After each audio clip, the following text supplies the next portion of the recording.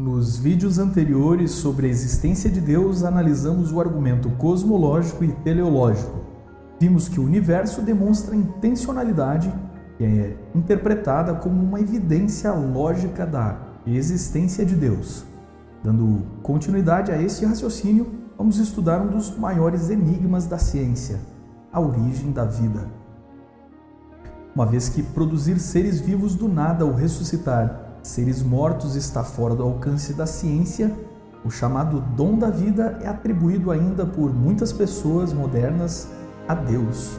Veremos como a origem da vida se sai no campo das evidências para Deus, mas deixemos fora o debate sobre o darwinismo e a diversificação das espécies. Curta, compartilhe, se inscreva e acione o sino de notificações para receber este ou outros vídeos sobre Deus, ciência, filosofia e outros assuntos.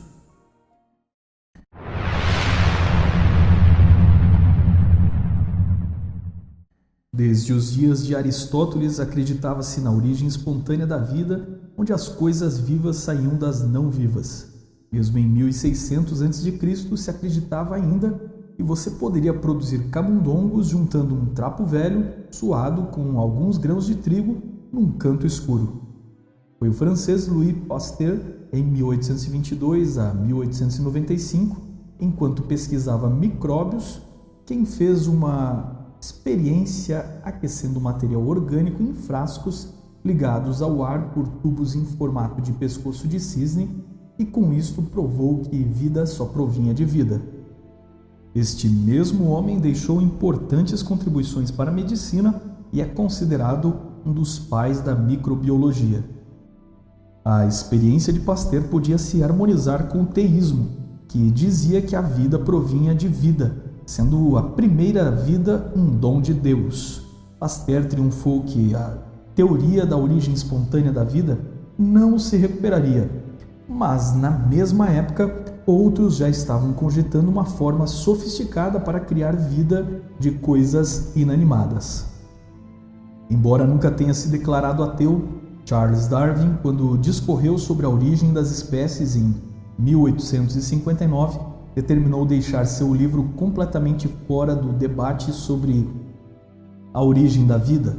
Evolucionistas já sabiam que a própria teoria da evolução esbarrava na questão da origem da primeira vida, pois sem evolução química não há evolução biológica. Ainda assim, discretamente, Darwin sugeriu em 1871, em alguma lagoinha aquecida, proteínas poderiam ter se formado passando por alguma mudança. Darwin viveu o agnosticismo bastante confuso e muitos acreditam que isso se devia à perda de sua amada filha Anne, e não necessariamente por suas teses biológicas. Huxley, seu defensor e amigo, declarou o mesmo agnosticismo. Mas lembre que o século XIX era uma era de racionalismo, onde estava na moda o conceito de um Deus deísta, aquele que criou, programou a criação e a abandonou por si. Então haviam pessoas dispostas a crer em Deus e na origem espontânea da vida, assim como na teoria da evolução.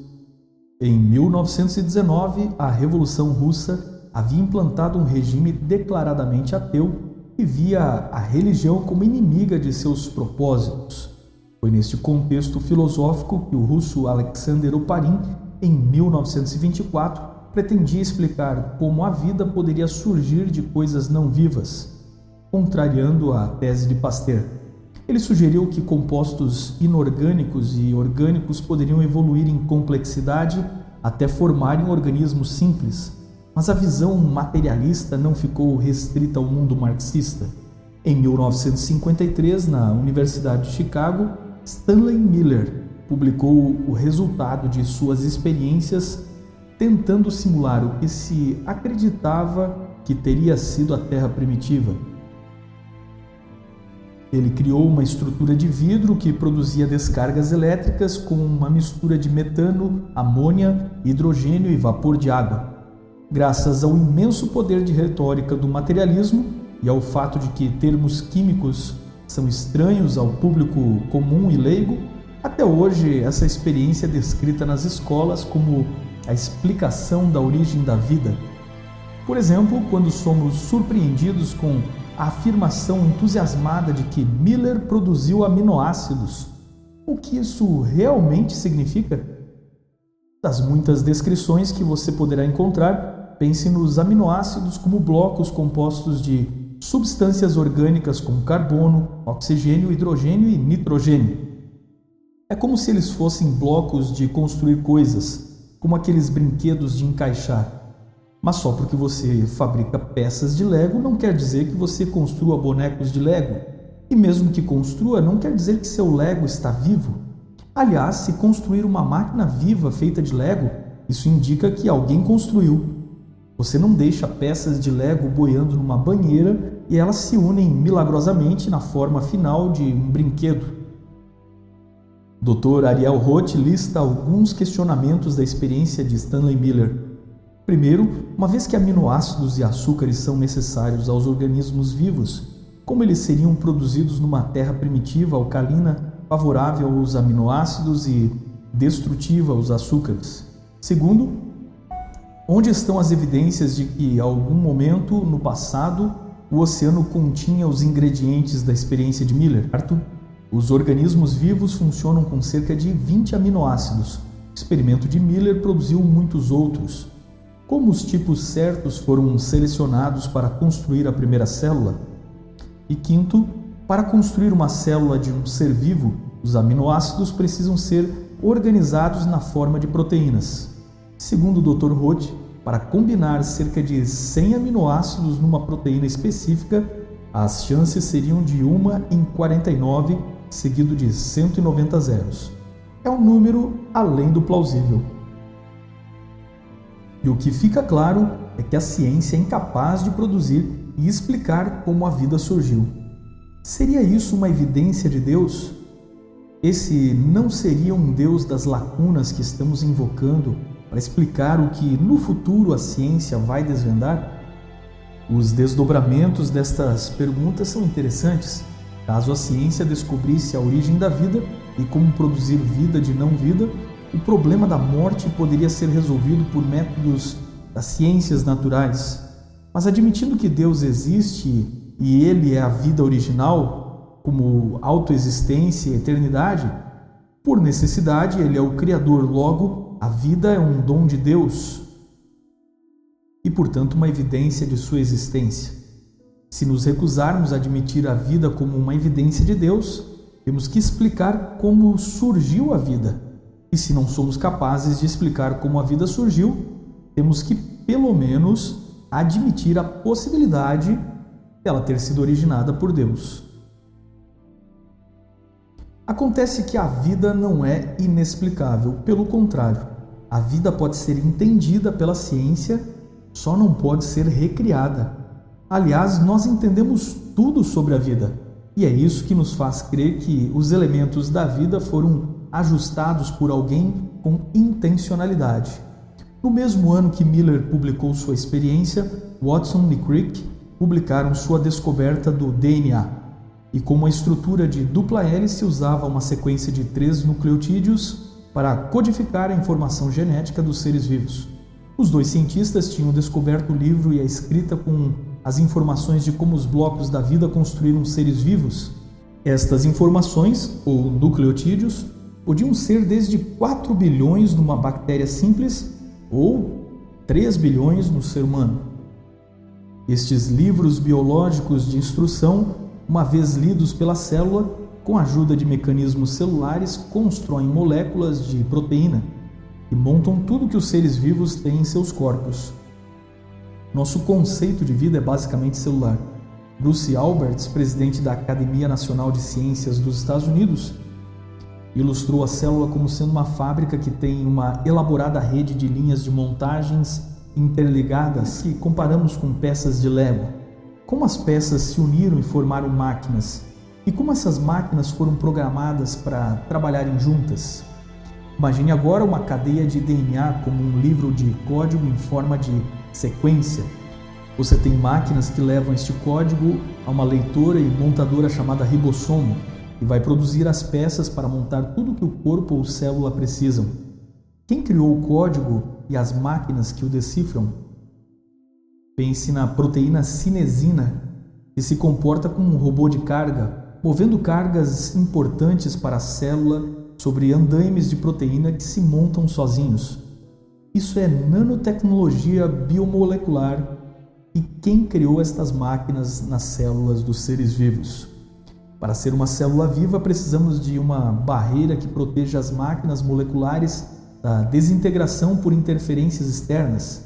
E não é tão simples. Esta membrana precisa ter portões de acesso permitindo a entrada de materiais específicos necessários às máquinas lá dentro. A fechadura destes portões precisa ser configurada para passar determinadas substâncias e barrar outras ameaçadoras.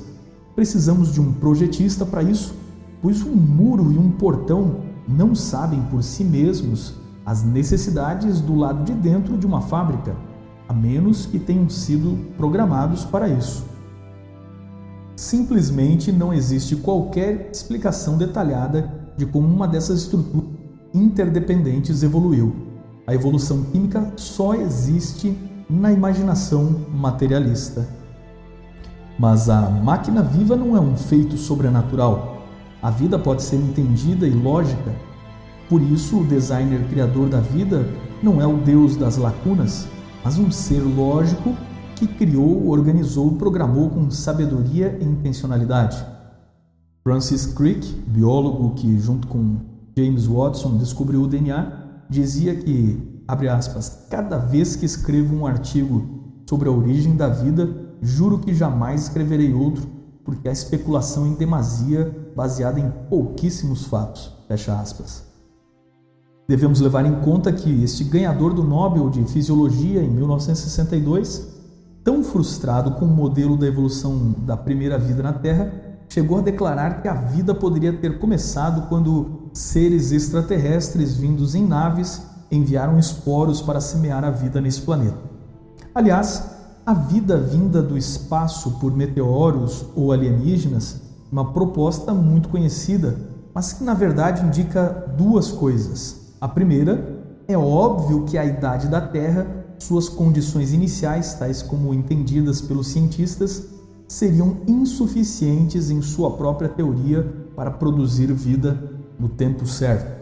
Segundo, ao jogar a origem da vida para algum lugar no cosmos, o problema da origem da vida não é resolvido, só é adiado e muda-se o local de debate, ou seja, nós continuamos sem respostas naturalistas sobre como surgiu a vida.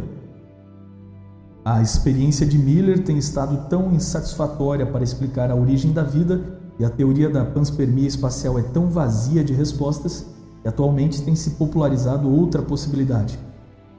A vida teria surgido em chaminés oceânicas, mas apesar de encontrarmos vida nesses lugares, desconhecemos como algumas moléculas sobreviveram ao intenso calor e outras condições para formar a primeira célula. Mesmo assim, por que os laboratórios de bioquímica não simulam tais condições e criam vida? Seu fracasso é a vitória de Pasteur e a lembrança de que vida deve provir de vida.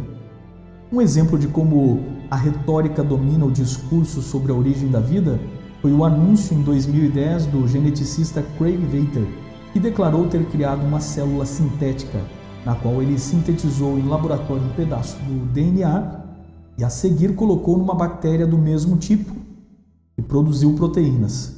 O feito foi alardeado, mas o que ele fez foi mais ou menos como um transplante de um órgão que já existe. Logo, os cientistas do mundo inteiro advertiram que ele não criou vida, apenas a imitou. Baseado na experiência de Venter, podemos concluir que foi preciso inteligência, tecnologia e muitos anos de trabalho dirigido de forma intencional só para copiar uma parte do conceito de vida. Imagine então, para criar vida do zero, quanta intencionalidade não seria necessária. Darwin foi um leitor do livro Teologia Natural, do filósofo e teólogo William Paley, 1743 a 1805, que argumentava que os seres vivos são como um relógio que você encontra na floresta. Se você encontra uma pedra, supõe causas naturais, mas se encontra um relógio, é porque existe um relojoeiro. Nem Paley nem Darwin tinham ideia do que havia dentro de uma célula.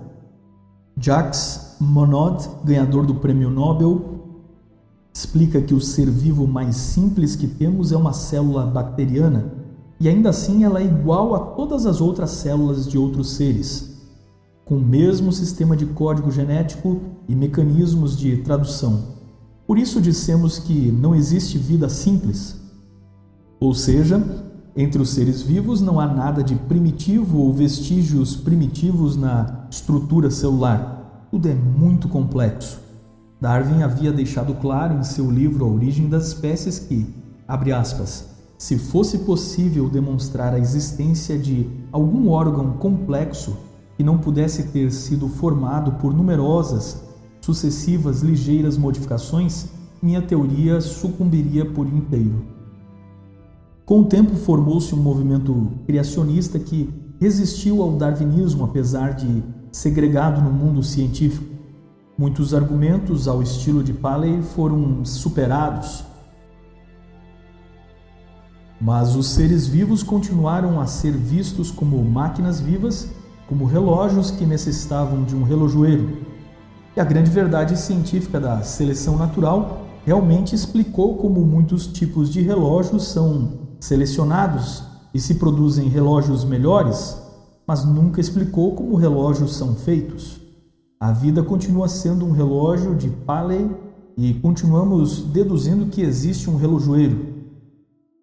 Michael Berry, um professor de bioquímica da Universidade na Pensilvânia, não é criacionista, acredita na diversificação das espécies por modificação darwiniana, não busca explicações milagrosas, acredita no método científico e questionou como sistemas irredutivelmente complexos podiam ser explicados a não ser por design, seja o designer de Deus ou outra forma de inteligência superior. Seu famoso livro A Caixa Preta de Darwin descreve vários exemplos de engenharia a nível molecular nos seres vivos. Michael Berry critica os erros inocentes dos exemplos de design inteligente do Reverendo Paley. Mas, ao avaliar a força de seu argumento sobre o relógio e relojoeiro, questiona o seu leitor, abre aspas, quem rebateu o seu argumento? Fecha aspas. A conclusão deste bioquímico, depois de discorrer seus exemplos e refutar questionamentos, é de que a bioquímica demonstra que há evidências suficientes de que a vida foi planejada de maneira consciente e inteligente. Quem chama o movimento do design inteligente de criacionismo realmente não conhece nenhum dos dois. Berry é um cristão que acredita que Deus engenhou a bioquímica da vida e deixou a evolução seguir seu curso, mas ele foi duramente criticado, mesmo por darwinistas que acreditam em Deus. Um exemplo disso é Francis Collins, o diretor do Projeto Genoma, que dedicou seu livro à linguagem de Deus para tentar pacificar os debates entre ciência e religião, unificando o darwinismo com o teísmo cristão. Collins argumenta que cientistas sérios não precisam perder sua fé, basta interpretar o Gênesis de maneira simbólica e poética e nem precisam cometer suicídio intelectual, aceitando assim o darwinismo no contexto de um Deus que criou o universo, programou e deixou a vida evoluir naturalmente até criar a alma do homem. Collins nada diz sobre a origem da vida, mas não a relaciona necessariamente com Deus, dizendo que apenas a ciência não pode explicá-la no momento e que atribuir a uma criação especial seria invocar o Deus das lacunas. Mas se Collins é cristão, qual sua dificuldade de acreditar no milagre da criação especial da vida e dos próprios seres humanos? Quem não acredita que Deus criou a vida de maneira especial, acreditará na ressurreição? Quem não crê que Deus fez o homem do pó da terra, acreditará que Jesus um dia levantará os mortos do pó da terra na ressurreição? Afinal, como ensinaram tanto Jesus quanto Paulo, a ressurreição de Cristo em corpo é um modelo para a prometida ressurreição dos salvos em Cristo. Segundo a Bíblia, quem não crê na ressurreição está perdendo tempo com a religião. Somos carbono e outros elementos químicos com a água.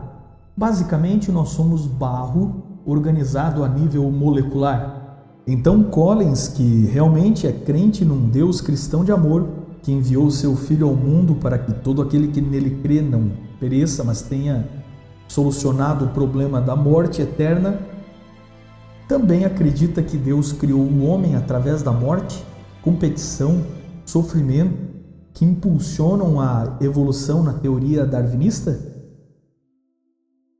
A morte, chamada na Bíblia de inimigo a ser vencido, é completamente incoerente com o método aperfeiçoador da vida na teologia cristã. O darwinismo funciona através do conceito de luta entre as espécies pela sobrevivência do mais apto, onde os menos aptos morrem de forma cruel. Isso estaria em harmonia com a doutrina cristã? Collins nem de perto aborda isso porque está preocupado em pensar aquilo que lhe convém. O mesmo foi feito pelo falecido Papa João Paulo II e por protestantes que adotaram o darwinismo. O evolucionista Theodosius Dobzhansky, converso da Igreja Ortodoxa, e Asa Gray, amigo de Darwin e botânico evolucionista, eram crentes em Deus. Citamos tudo isso no vídeo só para você ter uma ideia do quanto há opiniões diferentes e para desfazer o ponto de vista de Richard Dawkins, que afirma que a evolução deu razões lógicas para o ateísmo. Outra coisa importante a se aprender é o respeito. Termos como os criacionistas são burros, os darwinistas são do diabo, design inteligente é falacioso e ofensas como estas seguem por aí. O que aconteceu com esta geração que se tornou tão agressiva nas redes sociais? Onde foi parar o apelo dos ateus intelectuais ao respeito pela diversidade de opiniões? E onde foi parar o amor cristão, a empatia e a paciência? Li o livro do Dr. Collins e, sinceramente, discordei de muita coisa. Ele realmente ignora que a diferença entre criacionistas e evolucionistas está na forma de interpretar os dados e não no método científico. Ele fala de teologia, mas ignora como se faz um estudo teológico. Dedica-se a fazer uma pesquisa onde, em vez de ver como a Bíblia se interpreta a si mesma, verifica o pensamento seleto dos teólogos que representam a ideia dele. De forma que discordo de muito do livro, mas também sou obrigado a reconhecer vários momentos de genialidade e de um homem espetacular usado por Deus. Como posso negar a incrível experiência do Dr. Collins? Ele cresceu numa família secularizada, tornou-se agnóstico na juventude, até que finalmente abraçou o ateísmo. Mas assim como Collins se tornou gradualmente ateu, também teve uma experiência com Deus progressivamente. É isso que eu gostaria que as pessoas que estão assistindo esse vídeo aprendessem. Que há muitas pessoas com muitos pensamentos diferentes e que as pessoas mudam e temos que respeitar tanto o tempo delas quanto a opinião diferente. Será que o Dr. Collins parou de mudar ou descobrirá mais coisas na sua jornada de fé e ciência?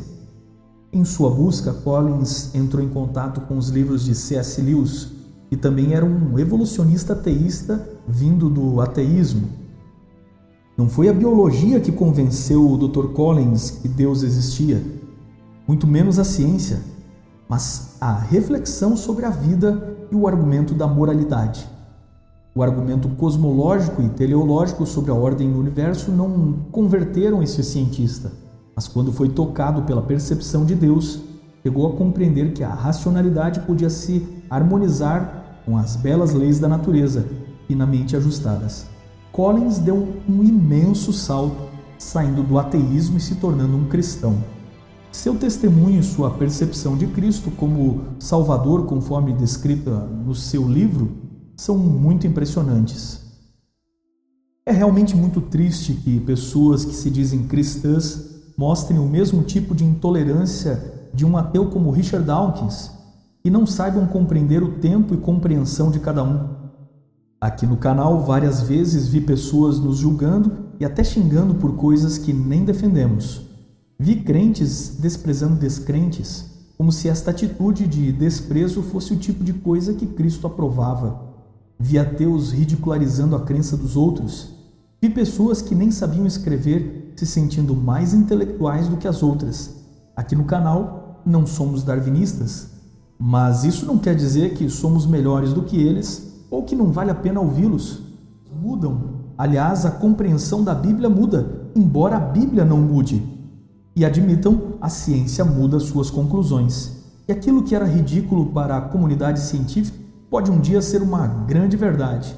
Assim foi no início do século, quando um meteorologista chamado Alfred Wegener se levantou para dizer que um dilúvio havia separado os continentes que um dia foram unidos. Riram dele e disseram que ele não entendia nada de geologia. Mas hoje sabemos que a América do Sul e a África já estiveram unidas. Frequentemente a religião e a ciência descrevem a mesma coisa, mas com linguagens diferentes. Outras vezes a religião diz o porquê e a ciência o como. Hoje, boa parte da discórdia sobre as origens não está se há provas como fósseis, rochas e etc. Está em como estes grupos interpretam estes dados. Então, como foi que a biologia se tornou esse cavalo de batalha entre Deus e o ateísmo? No capítulo 11 de seu livro, Michael Behe avalia como e por que esta conclusão de que a vida foi planejada não é comemorada pelo mundo, uma vez que a maioria das pessoas acreditam em Deus. As pessoas têm lealdades com suas carreiras, seu nome, sua fama, seu salário e com aquilo que o Dr. Behe chamou de lealdade à ciência. Mas na verdade teria que ter chamado de lealdade ao materialismo. Homens como Richard Dawkins simplesmente não estão dispostos a jogar tudo o que afirmaram em suas carreiras fora. Robert Shapiro, por exemplo, discorre que se todas as possibilidades para a origem espontânea da vida fossem eliminadas e todas se voltassem para Deus, ele se recusaria e continuaria explorando as menos prováveis até que estas sejam eleitas como mais prováveis. Ou seja, ele está comprometido demais com o materialismo a ponto de ter certeza sobre algo como a origem espontânea e não é possível ter certeza. A segunda razão do divórcio da biologia com a religião está na história. Uma série de diálogos mal conduzidos dos dois lados enganosamente criou a ideia de que religião e teologia não se misturam. Desde os debates entre Huxley, o defensor de Darwin, e o anglicano Samuel Wilberforce, aos debates sobre o ensino da evolução no Tennessee em 1925, no famoso caso do professor John Scopes, a mídia transformou estes debates em títulos polêmicos como Guerra entre Religião e Ciência. Produziram um chamariz de polêmicas para vender notícias. Veja os atuais debates no Brasil sobre evangélicos, na política e no ensino do criacionismo, e você entenderá como este assunto é pano de fundo para muitos outros interesses. Os resultados desses debates foram críticas sobre a inaptidão dos religiosos e argumentos toscos do lado dos religiosos fanáticos tentando inferiorizar a ciência como algo diabólico. Esta questão migrou para o debate público e quando se infiltraram na forma de políticas, processos judiciais, debates sobre liberdade religiosa, separação de igreja e Estado, as tensões evoluíram para emoções fortes que evocaram lembranças de cientistas condenados como Copérnico e Galileu. É bom lembrar também que a impopularidade veio de não poucos pecados da igreja e da imensa valorização da ciência frente às mudanças do mundo. Lembre também da linguagem popular nos filmes e documentários. E um discurso foi construído. Falsamente levou-se as pessoas a crerem que ciência e religião eram contrapostas. Isso tudo é muito triste, porém, de certa forma, concordo com Michael Behe, que diz: em um sentido muito real, a separação entre a ciência, a religião e a filosofia é como as coisas deveriam ser, disse o Dr. Behe. As pessoas tinham que ter acesso aos diferentes dados e, enquanto podem concordar sobre leis da ciência num sentido coletivo, podem escolher individualmente seus valores religiosos. A ciência deve se provar pelo próprio método da ciência. e a fé das pessoas tem diferentes estágios de compreensão. Quando você não compreende a fé diferente dos outros, é sinal que você está no estágio mais baixo. Michael Berry explicou muito bem em seu livro que a intolerância não surge quando eu acho que descobri a verdade. Em vez disso, surge quando penso que, porque a encontrei, todos têm que concordar comigo.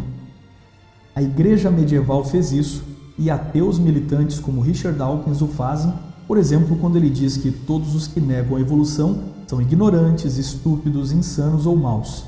Dawkins, que é objeto de discórdia até para os ateus, já foi visto incitando as pessoas a zombarem da crença dos outros. Não seria um grande passo, depois de chamar alguém de mau, tomar medidas para acabar com sua maldade? Já vimos as sementes dessa intolerância, não só nos crimes dos estados religiosos, mas também e principalmente nos crimes dos estados ateus. O homem deve ser livre para acreditar ou descrer. Uma das verdades básicas para aqueles que descobrem que a vida foi planejada e que, portanto, somos todos irmãos, é o que Jesus disse em 1 João 4,20. Se alguém diz, eu amo a Deus e odeia seu irmão, é mentiroso. Pois quem não ama seu irmão, ao qual viu, como pode amar a Deus a quem não viu? Você ama os ateus? Demonstra isso com respeito? Nosso desejo aqui no canal é que você continue conosco estudando sobre Deus, onde todos podemos comparar ideias e até mudar de opinião, sem querer obrigar ninguém a ser como você é. As pessoas mudam e mudarão, não pelo que dizemos, mas pelo que vivemos. Para nós do canal, a vida foi especialmente criada, projetada por Deus, é um dom e com ela a liberdade e o amor. Como cada vida é um dom, adquire um valor especial e precisamos lutar para defender cada vida em sua dignidade. Quando a vida é só um acidente, perde muito de seu valor. Por que ter direitos para aquilo que é acidental? Nós, porém, cremos que nada é um acidente. Por isso, dos seres mínimos aos maiores, tudo tem seu lugar e muito valor e precisa ser preservado. Cada pessoa é um dom e não um acidente bioquímico. Nas descrições você encontra os links e bibliografias deste vídeo e recomendamos a leitura do ótimo livro Por que a Ciência Não Consegue Enterrar Deus, publicado pelo Mackenzie, de autoria do simpático professor John Lennox, um grande matemático de Oxford. Assim como também recomendamos a leitura do muito citado aqui no vídeo, A Caixa Preta de Darwin, do bioquímico Michael Berry, publicado pela Jorge Isaac Editora.